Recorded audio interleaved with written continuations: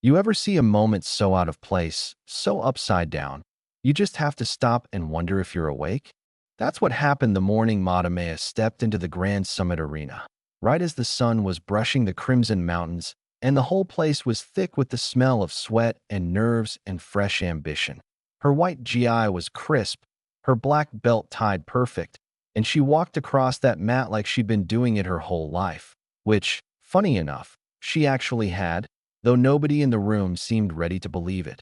Now, you know how it goes. Folks whispering, teenagers snickering, coaches glancing up from their pep talks, and more than one person leaning in like, who let someone's grandma in here? That part always gets me. You'd think people would know better by now, but they don't.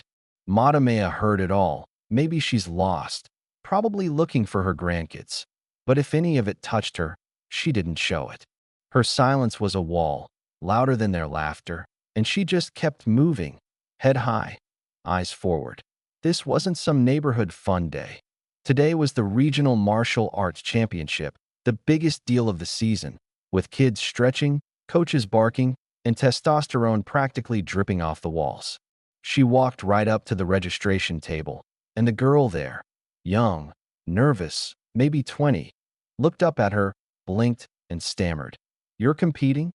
Matamea just nodded, gentle but firm, special category.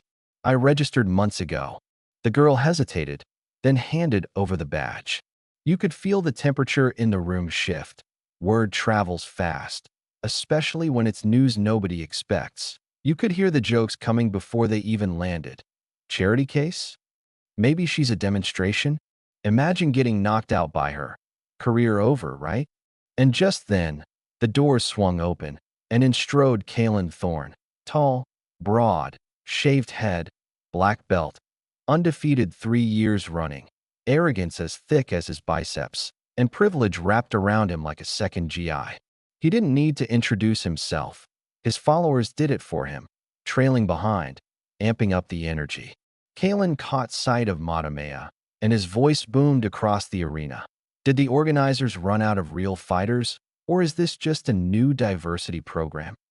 The whole crowd roared. And then, to make it worse, Kalen pulled out his phone and started live streaming. "Look, folks, today I'm fighting someone from the retirement home. Smile for the camera, Grandma. Tell my fans how it feels to walk into your own funeral." Matamea didn't flinch, didn't blink. She just looked him in the eye, calm as a sunrise, and said, "Respect isn't given, it's earned." For a moment, the crowd actually hushed, like they knew they'd just witnessed something sharp and honest, and even Kalen's grin faded a second before he shook it off.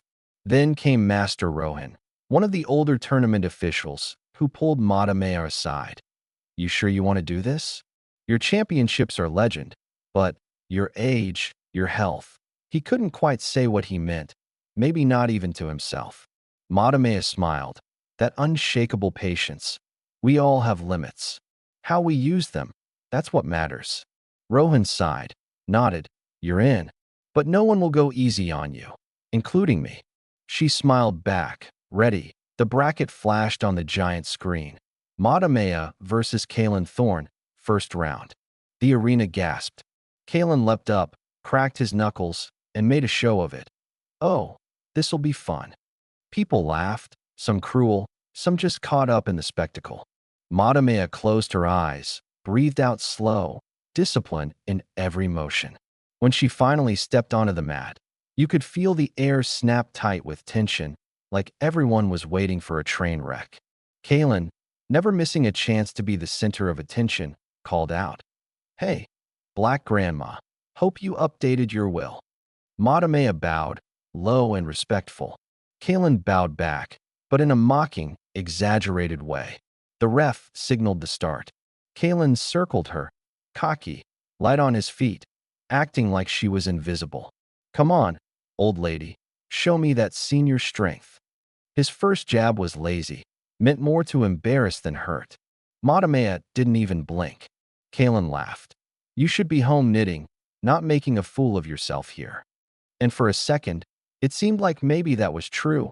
Maybe she was out of her league. But then Kalen came in with a spinning kick, fast and high. The crowd gasped. Except Matamea just shifted one small step, and the kick missed completely. Kalen stumbled, off balance. Now, you could feel the room shifting, doubt creeping in, nerves tightening.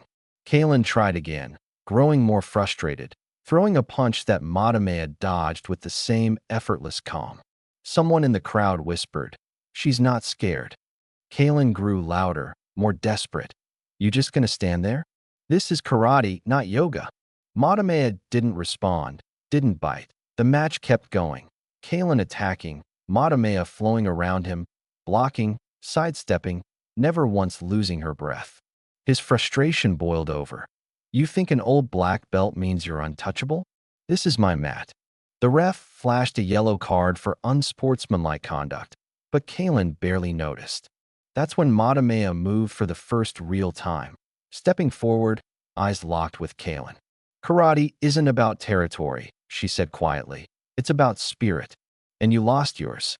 Before Kalen could react, she struck, fast, precise, and Kalen crashed to the mat, stunned. The ref raised a hand. "Point, Matamea." Kalen scrambled up, wild with embarrassment, coming at her with everything he had. Matamea was ready, countering every blow with perfect technique, calm and in control. Kalen lunged again, overcommit, and Matamea flipped him, a clean hip throw, and Kalen was down, this time for good. The crowd, silent for so long, exploded in cheers. Kalen sat there, gasping, sweat-soaked, his confidence shattered more than his body. Matamea bowed, to him, to the ref, to the audience. She started to walk away, then paused and looked back, her voice carrying through the stunned silence. "He who fights with anger loses before the match even begins." Then she left the mat, and the applause that followed her was like nothing you've ever heard. The arena was still buzzing, and Kalen's friends, so loud and loyal before, stood awkward, glancing at each other, not sure whether to stay or slip away. The referee tried to help Kalen up, but he refused, standing on his own, trembling. Matamea walked past a group of young students, and one little girl tugged her sleeve. "I want to fight like you one day." Matamea smiled. "Then fight with heart and honor. Remember who teaches you." Some of the parents who'd whispered before now clapped. Some even offered apologies. Reporters were waiting outside, cameras everywhere. A young journalist rushed up. "You're trending.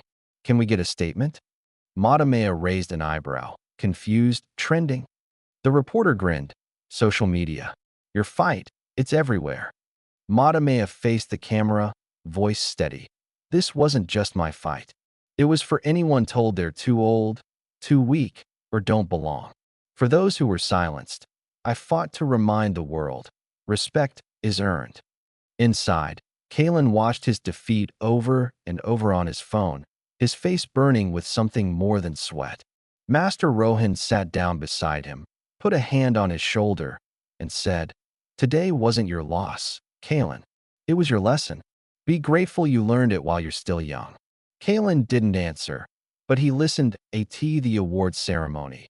Nobody was surprised when Matamea stood on the podium, holding her medal, not with pride, but with quiet affirmation. Two young girls beside her wiped away tears, whispering, "Thank you, Matamea. We'll never forget this." The arena roared again, applause rolling like thunder, and somewhere deep inside, something shifted for everyone who saw it.